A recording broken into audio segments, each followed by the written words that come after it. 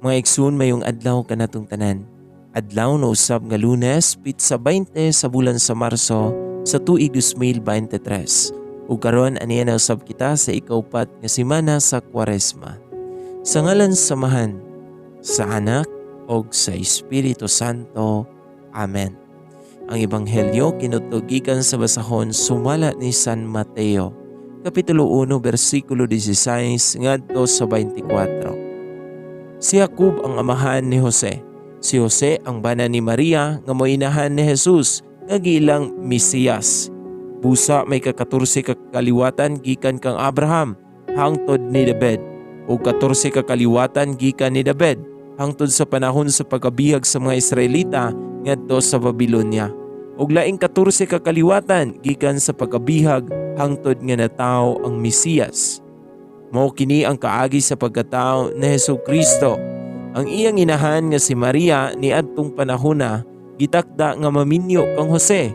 Apan sa wala pa sila nagtipon, nakamatikod si Maria nga nagsabak siya pinaagi sa gahom sa Espiritu Santo. Si Jose nga iyang pamanhunon, tao nga matarong og dili buot pakaulawan niya si Maria atubangan sa mga tao. Busa nagplano siya sa pagigbulag kaniya sa hilom. Samtang nagununa siya niini, ipakita kaniya ang usa ka anghel sa Ginoo, pinaagi sa damgo ug mingon, Jose, kaliwat ni David, ayaw kahadlok sa pagpangasawa kang Maria, kay siya nagsabak pinaagi sa gahom sa Espiritu Santo. Mga anak siyag batang lalaki, ug nganli siyag Jesus, kiluwason niya ang iyang katawhan gikan sa ilang kasalanan. O kining tanan mahitabo aron matuman ang gingon sa Ginoo pinaagi sa propeta. Ang usa ka putli nga batanong babayi nagsabak unya mga anak ug batang lalaki. Unganlan siya Emmanuel, nga sa ato pa ang Dios aniya uban kanato.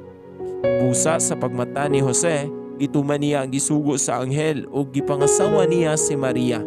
Apan wala niya hilabti si Maria hangtod nga siya nanganak. Unya ginganlan ni Jose ang bata ug Jesus. Mga igsuon, ang ebanghelyo sa Ginoo. Daygon ikaw, O Kristo.